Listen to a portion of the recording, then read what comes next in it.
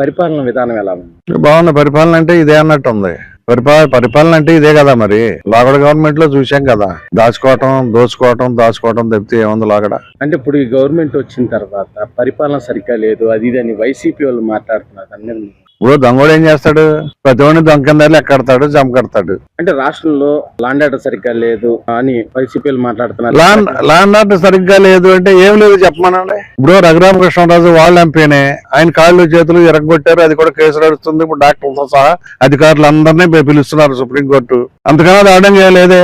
సుబ్రహ్మణ్యాన్ని car డ్రైవర్ని కొట్టారు, ఊరేగింపుతో తీసుకొచ్చారు ఎమ్మెల్సీ గారు. ఆయన వాళ్ళు చేసిన ప్రతీకార చర్యలు, అంతేగాని లేదో చెప్తున్నారు కానీ ఏమీ లేదు. అంతా ఊరికే బుస్ అన్నమాట. సాక్షిలో ఒక దానిలో వస్తున్నాయి. సార్ ఇప్పుడు అంటున్నారు కొంచెం రాయలసీమ, రత్నాలసీమ అప్పుడు గొడవలు లేవు, ఫ్యాక్షన్ అంతా అయిపోయి ప్రశాంతంగా ఈ రోజు వైసీపీ వాళ్ళు గొడవ సృష్టించాలని చూస్తాంపై మీరేమంటారు? అంటే అది వాళ్ళకి కావాల్సింది అదే కదా, అల్లర్లు సృష్టించాలి. ఇప్పుడు కాదు, అది సంస్కృతి ఎప్పటి నుంచో ఉంది. వాళ్ళకి చెయ్యాలి. ఇప్పుడు ఏదన్నా ఒకటి పెరగాలంటే ఒకటి కొట్టాలి, ఒకటి ఉన్నవాడిని కొడితే లేని వాళ్ళు వేస్తాడు అన్నట్టు వాళ్ళ సంస్కృతి. అది ఏముందని యాక్చువల్ గా సీఎం ఎవరున్నా వద్దు, లోగడ మాజీ సీఎం గారు ఉన్నారు.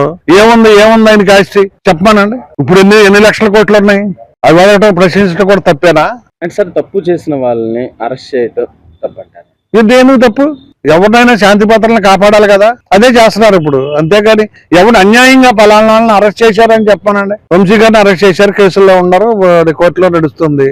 అట్లాగే ఇప్పుడు ఏదైనా ఉన్న వాళ్ళనే చేస్తున్నారు కానీ లేని వాళ్ళని వైసీపీ కార్యకర్తనే పలానా లాగడ గవర్నమెంట్ లో ఎవడు రోడ్డు ఎక్కిన పరిస్థితి ఉందా మీరు చెప్పరండి. ఇవాళ పరిస్థితి అందరూ స్వేచ్ఛగా చేసుకుంటున్నారు కదా. రేపటి నుంచి జగన్ గారు ఏదో పర్యటన కూడా అంటున్నారు. నేను చేసుకోమనండి, ఎవరు వద్దన్నారు? ఎవరు ఆపట్లేదే. నేను ఒక సర్పంచ్ని, మాకు నిధులు లేవు అని రోడ్డు ఎక్కితే మమ్మల్ని కూడా హౌస్ అరెస్టులు అని చేశారు. మరి వాళ్ళు అదేం లేదే, ప్రశాంతంగా ఉంది, ఎవరి పనులు చేసుకోవచ్చు.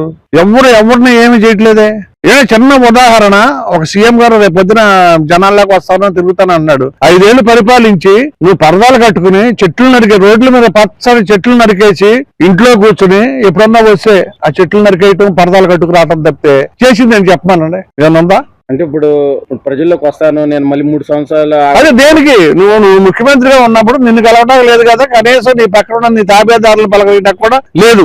కనీసం ఎమ్మెల్యే కన్నా నీ ఇంట్లో ప్రవేశం ఉందా? ఎంపీకి ఉందా? ఒక మంత్రికి ఉందా? నువ్వు జనాల్లోకి వచ్చావా? ఒక ప్రెస్ మీట్ పెట్టావా? ఒక సమీక్ష చేసావా? అసలు సెక్రటరీకి వెళ్ళావా? బాబాయి, సొంత బాబాయిని చంపేశారు. ఏం చేశారు 5 ఏళ్లు? నారాసుర చరిత్ర, రక్త చరిత్ర అన్నావు, దాన్ని ఏమన్నా తీయగలిగావా?